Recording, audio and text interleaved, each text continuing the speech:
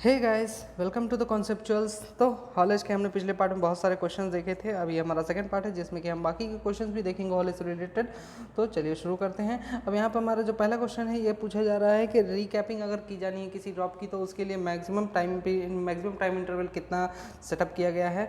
ठीक है, आपको इसके बारे में बताना है। रिकैपिंग का टाइम इंटरवल कितना होना चाहिए और किस टाइप के रोप्स का डायरेक्ट ड्रॉप हॉलेज में यूज़ नहीं किया जाता है। अगले क्वेश्चन में पूछा गया है कि आखिर रोडवे कन्वेयर बेल्ट अगर किसी रोडवे में है तो वहाँ पे क्लियर ओवर स्पेस कितना होना चाहिए रोड कन्वेयर बेल्ट के एक साइड में। ठीक है, और अगर कोई कन्वेयर बेल्ट वाला रोडवे है तो उस कन्वेयर बेल्ट वाले रोडवे में कौन उसके रोडवे में जो रिटर्न स्टेशन है उस रिटर्न स्टेशन में कौन कौन सी चीज़ें नहीं होनी चाहिए। ठीक है, किस चीज़ से वो इंडिपेंडेंट होना चाहिए आपको CMR में मिल जाएगा। आप मेरा पिछला वीडियो देख के उसमें पढ़ सकते हैं ये सारी चीज़ें। अब किस डिवाइसेस का आखिर अगर कन्वेयर बेल्ट में ऑटोमेटिक स्टॉप डिवाइसेस का क्यों यूज़ किया जाता है। ठीक है, आपको ये भी बताना है या फिर और किस डिवाइस का यूज़ किया जाता है। ठीक है, ये भी आप बताइएगा। सिग्नल्स को ट्रांसमिट करने के लिए, ठीक है, आखिर अगर हमें कन्वेयर बेल्ट में सिग्नल्स को ट्रांसमिट करने के लिए लगाना है कोई भी इंस्ट्रूमेंट तो उसके लिए कन्वेयर बेल्ट की लेंथ कितनी होनी चाहिए आखिर।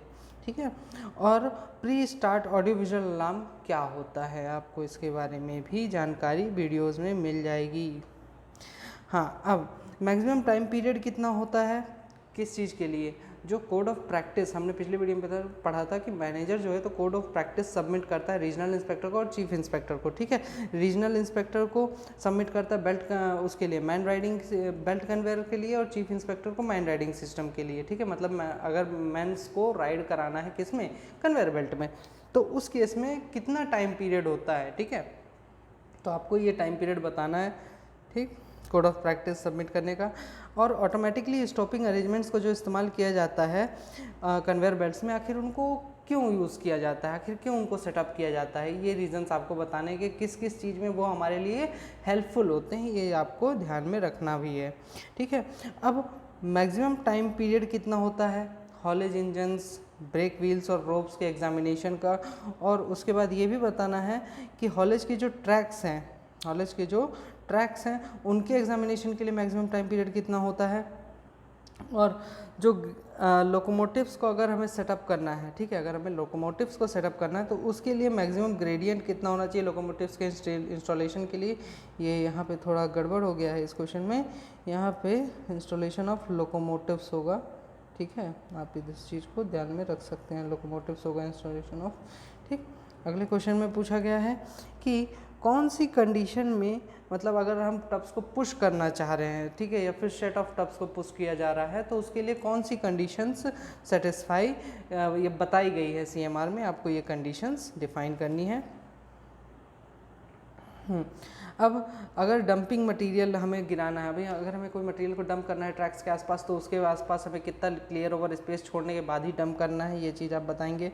और अगर हॉलेज इज़ विद इन, है ना, पब्लिक बिल्डिंग्स या फिर कोई भी पब्लिक इंस्टॉलेशन से हॉलेज आखिर मिनिमम कितनी दूरी पर होने पर हमें फेंसिंग वगैरह प्रोवाइड कराना है। ठीक है, और किस टाइप का हॉलेज, कितने टाइप्स के हॉलेज सिस्टम्स होते हैं। ठीक है, इसके बारे में हमने हॉलेज के पहले पार्ट में पढ़ा था। ठीक, कितने टाइप के हॉलेज सिस्टम्स होते हैं और जो टब रिलेलर्स हैं उनको कितनी दूरी पे प्रोवाइड कराना चाहिए। और मंकी कैचेस, ड्रॉप बारविक या फिर लैशिंग चेन्स क्या होते हैं, इनका कहाँ यूज़ किया जाता है।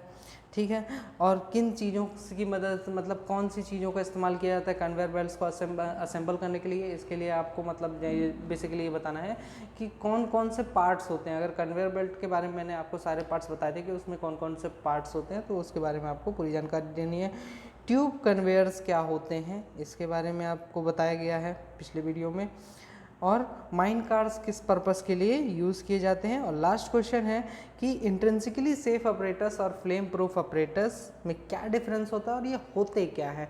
ठीक है, सो गाइस हमारे इस चैप्टर के सारे क्वेश्चंस खत्म हो गए हैं। अब हम अगला चैप्टर जो स्टार्ट करेंगे वो है माइन वर्किंग। सो जानने के लिए देखते रहिए कॉन्सेप्चुअल्स और मेरे चैनल को सब्सक्राइब जरूर करिए। वीडियो पसंद आया तो लाइक करिए और बाकी लोगों तक इसको शेयर करिए। So all the best and thank you.